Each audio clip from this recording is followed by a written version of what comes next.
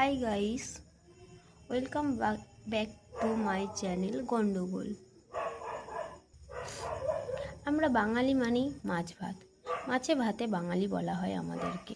চলো সেই মাছ দিয়ে আজ সন্ধ্যের একটি স্ন্যাক্স করে দেখাই, যা চায়ের সাথে বা কফির সাথে খেতে অতুলনীয় লাগে।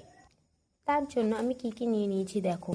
পেঁয়াজ, রসুন, কাঁচা লঙ্কা এবং ভেজে রাখা মাছ, যেটাকে আমরা ছাড়িয়ে নেব কাঁটা বাদ দিয়ে। আর দেখো, ম্যারিনেট করার জন্য নিয়েছি কর্নফ্লাওয়ার, চাট মশলা, একটু বেসন, লবণ এবং একটি ডিম।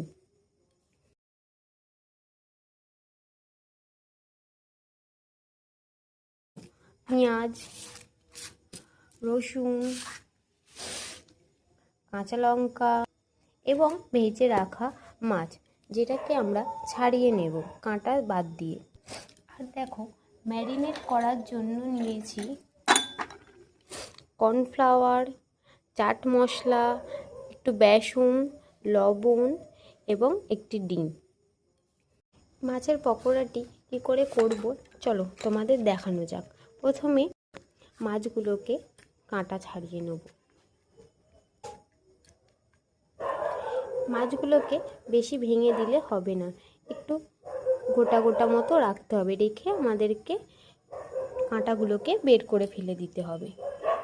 মাছগুলো যদি বেশি গুঁড়ো হয়ে যায় তবে ভালো লাগবে না, মাছ গালে পড়লে তবেই তো ভালো লাগবে খেতে। চলো মাছগুলোকে ছাড়িয়ে নেওয়া যাক। দেখতেই পাচ্ছ আমাদের মাছ ছাড়ানো কমপ্লিট হয়ে গেছে। মাছটাকে বেশি গুঁড়ো গুঁড়ো না করে একটু যাতে গালে পড়ে এই রকমভাবে মাছটা ছাড়াবেন। চলো এবার পেঁয়াজ, রসুন আর কাঁচা লঙ্কাটাকে কুচিয়ে নেওয়া যাক। দেখতেই পাচ্ছ পেঁয়াজ, রসুন এবং কাঁচা লঙ্কাটাকে ছোট ছোট ভাবে কুচিয়ে নিয়েছি। চলো এবার ম্যারিনেট করার পালা। প্রথমে পেঁয়াজগুলোকে নিয়ে নিলাম। পেঁয়াজগুলোকে নিয়ে এবার পেঁয়াজের উপর সামান্য লবণ দিলাম, দিয়ে এটাকে ভালো করে মাখিয়ে নিতে হবে।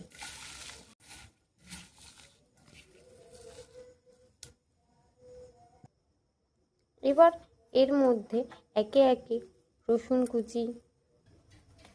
কুচি দেওয়ার পরে লঙ্কা কুচি দিলাম। লঙ্কা কুচি দেওয়ার পরেও এটাকে ভালো করে মাখিয়ে নিলাম। এবারে একটা ডিমকে ফাটিয়ে নিলাম, আবারও ডিমটাকেও এর সাথে মাখিয়ে নেওয়া হবে। নিয়ে একে একে কর্নফ্লাওয়ার, তোমাদের যতটুকুনি পরিমাণ লাগবে ততটুকুনিই দেবে, একটু বেসন আর একটু চাট মশলা দিলাম,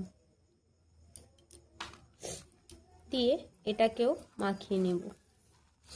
ভালো করে মাখানো হয়ে গেলে এর মধ্যে মাছের যে ছাড়িয়ে রাখার অংশটা রেখেছিলাম সেইটাকে দেব।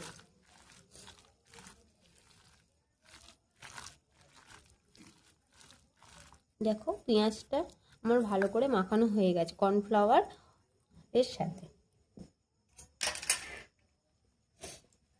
এবার যেই ছাড়িয়ে রাখা মাছ ছিল সেটাকেও এর মধ্যে দিয়ে দিলাম।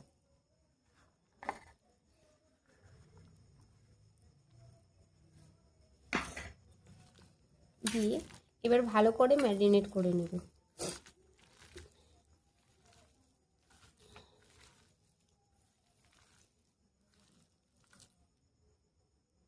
দেখতেই পাচ্ছ আমার ম্যারিনেট করাটা কমপ্লিট হয়ে গেছে। এইবারে ভাজার পালা। তোমরা এটাকে এরকম গোল গোল শেপ দিয়েও ভাজতে পারো, আবার এইটাকে এরকমভাবে চেপটা করে নিয়েও ভাজতে পারো, সেটা তোমাদের ইচ্ছা, কিন্তু টেস্ট একই থাকবে। চলো এইবারে ভাজা যাক। তোমরা দেখতেই পাচ্ছ কড়াইতে তেল গরম করতে দিয়ে দিয়েছি। এবার শুধু ভেজে নিলেই ব্যাস রেডি গরম গরম মাছের পকোড়া। চায়ের সাথে সন্ধেবেলায় খুব সুন্দর লাগে, একেবারে ওয়াও, দারুণ। দেখো এবার আমার তেল গরম হয়ে গেছে, আমি একটা একটা করে ছাড়তে থাকবো।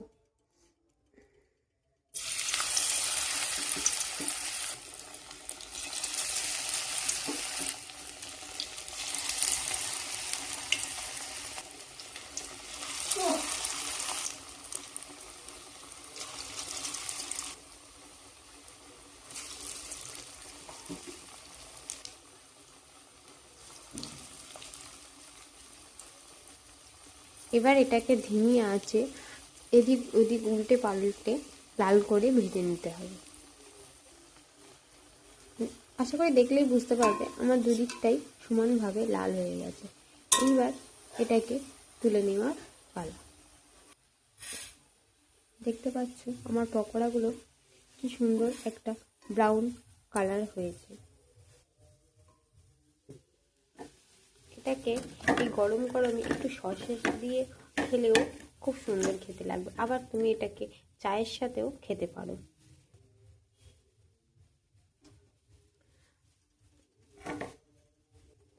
আরও একবার ছাড়বো। এবার আমি শেপটা একটু অন্যরকম দিয়েছি, গোল গোল শেপ দিয়েছি।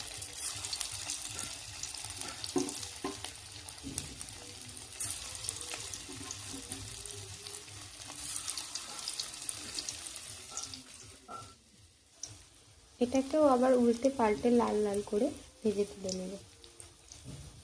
তাহলেই রেডি আমাদের আজকে সন্ধ্যে স্ন্যাক্স মাছের পকোড়া।